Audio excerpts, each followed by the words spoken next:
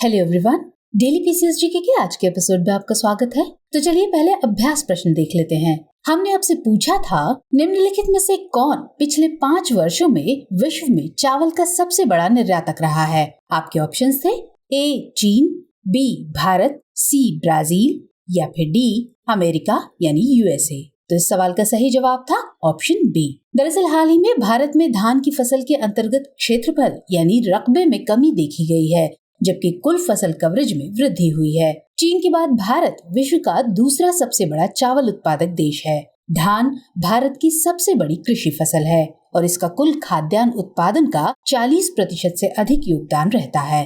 भारत धान का विश्व में सबसे बड़ा निर्यातक है और ये विश्व के निर्यात का लगभग 40% है, इसलिए ऑप्शन बी सही आंसर है। चावल की बात करें तो ये खरीफ की फसल है जिसे उगाने के लिए 25 डिग्री सेल्सियस से अधिक तापमान तथा 100 सेंटीमीटर से अधिक वर्षा की आवश्यकता होती है। दक्षिणी राज्यों और पश्चिम बंगाल में जलवायु परिस्थितियों की अनुकूलता के कारण चावल की 2 या 3 फसलों का उत्पादन किया जाता है। पश्चिम बंगाल के किसान चावल की 3 फसलों का उत्पादन करते हैं, जिन्हें औस, अमन और बोरो कहा जाता है। चावल के प्रमुख उत्पादक राज्य पश्चिम बंगाल, उत्तर प्रदेश और पंजाब हैं। अधिक उपज देने वाले राज्यों में पंजाब, तमिलनाडु, हरियाणा, आंध्र प्रदेश, तेलंगाना, पश्चिम बंगाल और केरल शामिल हैं। चलिए अब शुरुआत करते हैं आज के सेशन की। तो हमारा पहला प्रश्न है, हाल ही में जारी नमस्ते योजना का उद्देश्य है वृद्धजनों की सामाजिक सुरक्षा, सफाई कर्मियों की सुरक्षा, महिलाओं का सम्मान या फिर दिव्यांगजन की आर्थिक सहायता। तो इस सवाल का सही जवाब है ऑप्शन बी, सफाई कर्मियों की सुरक्षा। हाल ही में जारी सरकारी आंकड़ों के अनुसार पिछले 5 वर्षों में भारत में सीवर और सेप्टिक टैंक की सफाई के दौरान 347 लोगों की मौत हुई है। इसके समाधान के लिए सरकार ने सीवर और सेप्टिक टैंक की सफाई के लिए मशीनीकृत स्वच्छता परिवेश विकसित करने के लिए राष्ट्रीय कार्य योजना नमस्ते योजना तैयार की है, इसलिए ऑप्शन बी सही आंसर है। नमस्ते योजना सामाजिक न्याय एवं अधिकारिता मंत्रालय और आवास एवं शहरी कार्य मंत्रालय का एक संयुक्त उद्यम है। इसका उद्देश्य भारत में स्वच्छता प्रक्रिया में शून्य मृत्यु स्थिति, सफाई कर्मियों की मानव बल के सीधे संपर्क में आने से सुरक्षा करना है। इसके साथ ही सीवर व सेप्टिक टैंक के सफाई कर्मियों की आजीविका के वैकल्पिक स्रोत तक पहुँच सुनिश्चित करना है। चलिए अगला प्रश्न देखते हैं। डोकलाम विवाद चीन के साथ किस देश से प्रत्यक्ष संबंधित है। ऑप्शंस है ए नेपाल, बी भूटान, सी म्यांमार या फिर डी बांग्लादेश। तो इस प्रश्न का सही जवाब है ऑप्शन बी।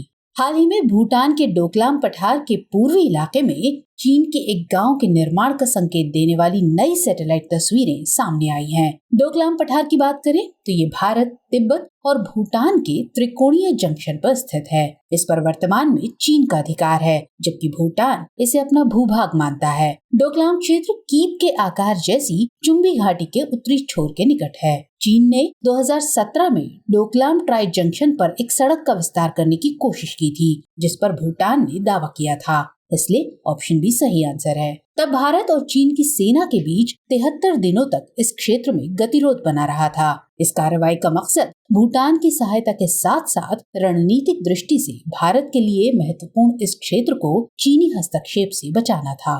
चलिए रुख करते हैं अगले प्रश्न की ओर। BN श्री कृष्ण समिति की सिफारिशों का संबंध है MSP को अधिक प्रभावी बनाने से, MSME उद्यमों के लिए ऋण सुविधा आसान बनाने से, डेटा स्थानीयकरण और व्यक्तिगत डेटा सुरक्षा से, या फिर सेना की लड़ाकू क्षमता बढ़ाने के उपाय सुझाने के लिए। तो इस क्वेश्चन का सही आंसर है ऑप्शन सी, डेटा स्थानीयकरण और व्यक्तिगत डेटा सुरक्षा से। दरअसल हाल ही में कई भारतीय स्टार्टअप ने चिंता जताई है कि निजी डेटा संरक्षण विधेयक के प्रावधान व्यवसाय करने में सुगमता को बाधित कर सकते हैं।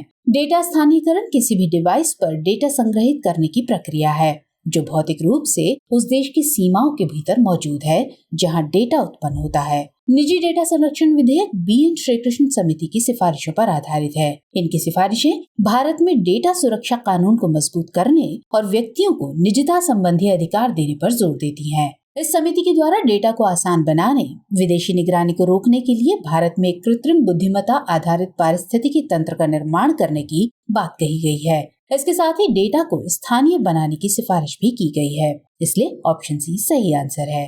चलिए अगला प्रश्न देखते हैं। निम्नलिखित कथनों में से मंकी पॉक्स के संबंध में असत्य कथन चुनिए। आपके ऑप्शन है ए, मंकी पॉक्स एक वायरल जूनोसिस बीमारी है। बी, इस रोग के लक्षण चेचक रोगियों के जैसे होते हैं। सी, हाल ही में भारत में पहला मामला असम राज्य में दर्ज किया गया है। या फिर डी, मानव में इसका पहला मामला 1970 में कांगो लोकतांत्रिक गणराज्य में दर्ज किया गया था। तो इस प्रश्न का सही उत्तर है ऑप्शन सी।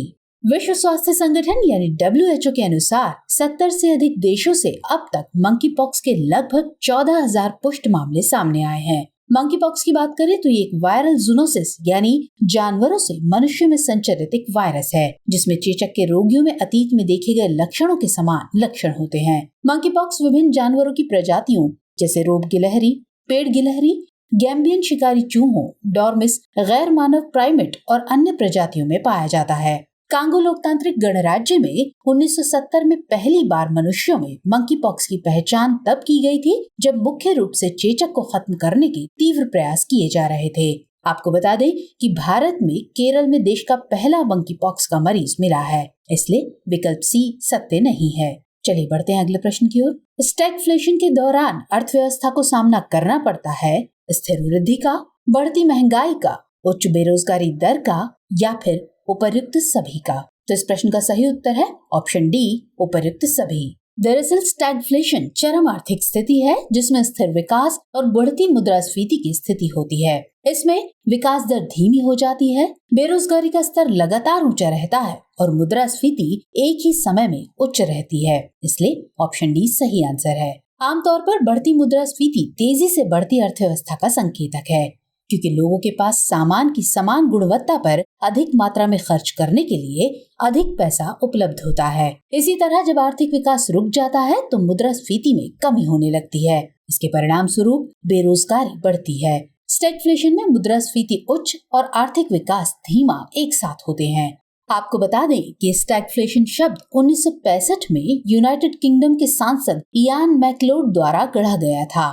स्टैगफ्लेशन अर्थव्यवस्था के लिए खतरनाक होती है जब आमतौर पर कम विकास दर की स्थिति में केंद्रीय बैंक मांग पैदा करने के लिए कम ब्याज दरों के माध्यम से अर्थव्यवस्था को प्रोत्साहित करने का प्रयास करते हैं। कम ब्याज दरें भी कीमतों को बढ़ाती हैं और मुद्रास्फीति का कारण बनती हैं। इसलिए इन उपकरणों को तब नहीं अपनाया जा सकता है जिससे कम वृद्धि उच्च मुद्रास्फीति के जाल से बाहर निकलना मुश्किल हो जाता है।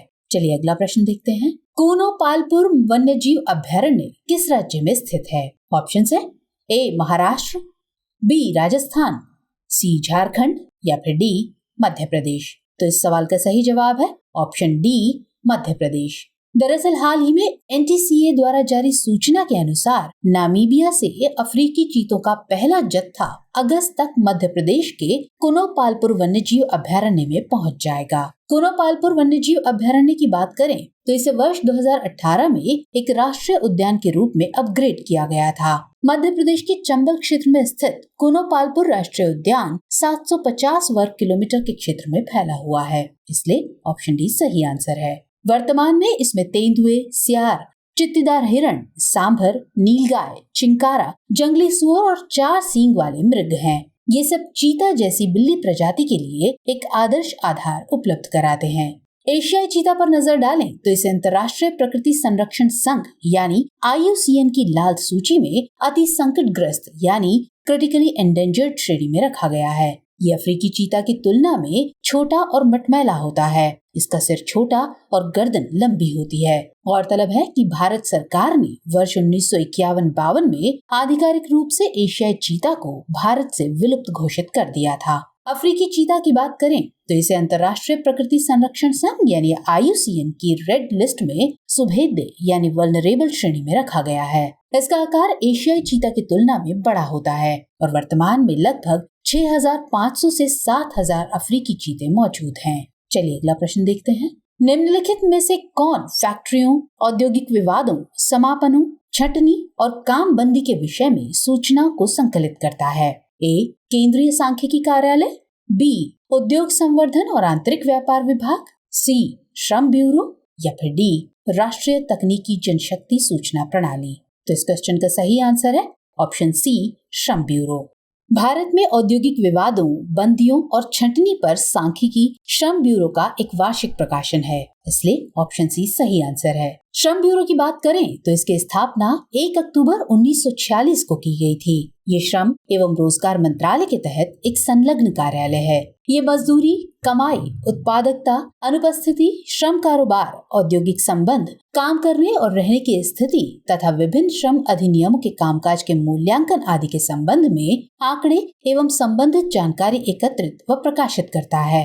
उद्योगों के लिए उपभोक्ता मूल्य सूचकांक संख्या, कृषि और ग्रामीण मजदूर, मजदूरी दर सूचकांक, औद्योगिक संबंधों पर आंकड़े आदि भी इसी कार्यालय द्वारा जारी किए जाते हैं। चलिए बढ़ते हैं अगले प्रश्न की ओर। भारतीय संविधान में समानता के अधिकार में यह अधिकार शामिल नहीं है। ऑप्शन है ए, धर्म के आधार पर भेदभाव पर प्रतिबंध, बी, अभियुक्तों और दोषियों के अधिकार, सी, उपाधियों का उन्मूलन, या फिर डी, रोजगार में अवसर की समानता। तो इस क्वेश्चन का सही आंसर है ऑप्शन बी।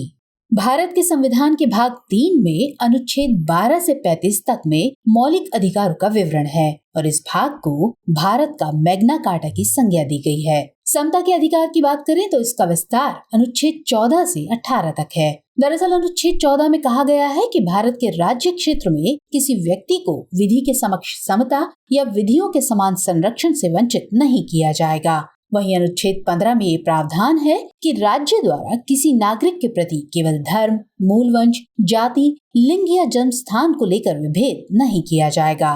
जबकि अनुच्छेद 16 में राज्य के अधीन किसी पद पर नियोजन या नियुक्ति से संबंधित विषयों में सभी नागरिकों के लिए अवसर की समता होगी। अनुच्छेद 17 अस्पृश्यता को समाप्त करने की व्यवस्था और किसी भी रूप में इसका आचरण निषिद्ध करता है। वहीं अनुच्छेद 18 उपाधियों के उन्मूलन की बात करता है। अभियुक्तों और दोषियों के अधिकार स्वतंत्रता के अधिकार का भाग हैं, इसलिए ऑप्शन बी समानता के अधिकार का भाग नहीं है, इसलिए ऑप्शन बी सही आंसर है। चलिए अगला प्रश्न देखते हैं। Chimeric antigen receptor T cell therapy यानी कार टी सेल किस रोग के उपचार में उपयोगी है? डेंगू, रक्त कैंसर, मलेरिया या फिर मंकी पॉक्स? तो इस सवाल का सही जवाब है ऑप्शन बी रक्त कैंसर। दरअसल कार टी सेल आनुवंशिक रूप से डिजाइन की गई टी कोशिकाएं हैं। ये कैंसर इम्यूनोथेरेपी में उपयोग के लिए एक कृत्रिम टी सेल रिसेप्टर का उत्पादन करने में सहायक हैं। काइमेरिक एंटीजन रिसेप्टर्स टी कोशिकाओं को एक विशेष प्रोटीन को लक्षित करने की नई क्षमता देने के लिए इंजीनियर किए गए रिसेप्टर प्रोटीन होते हैं। इसका उपयोग कुछ प्रकार के रक्त कैंसर के इलाज के लिए किया जाता है, इसलिए ऑप्शन बी सही आंसर है। टी कोशिकाओं की बात करें तो ये मुख्य रूप से थाइमस में उत्पन्न होती हैं। ये व्यक्त अत्यधिक परिवर्तनशील टी सेल रिसेप्टर यानी टीसीआर द्वारा विदेशी कणों यानी एंटीजन को पहचानते हैं। टी कोशिकाएं दो प्रमुख प्रकार की होती हैं, सहायक टी कोशिकाएं और साइटोटॉक्सिक टी कोशिकाएं। सहायक टी कोशिकाएं प्रतिरक्षा प्रणाली की अन्य कोशिकाओं की मदद करती हैं, जबकि साइटोटॉक्सिक टी कोशिकाएं वायरल से संक्रमित कोशिकाओं और ट्यूमर को मार देती हैं। आइए अब देखते हैं आज का 10वां और अंतिम प्रश्न।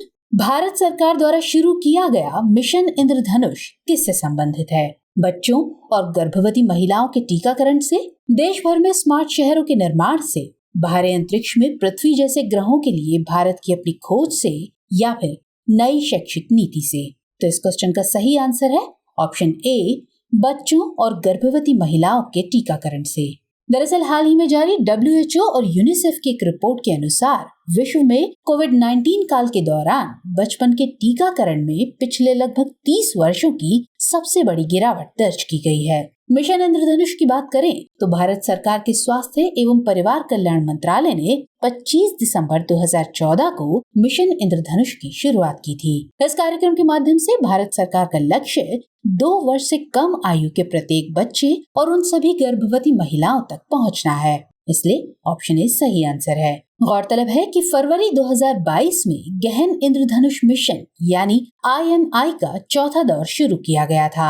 आपको बता दें कि अप्रैल 2021 तक मिशन इंद्रधनुष के विभिन्न चरणों के दौरान कुल 3.86 करोड़ बच्चों और 96.8 लाख गर्भवती महिलाओं का टीकाकरण किया जा चुका है।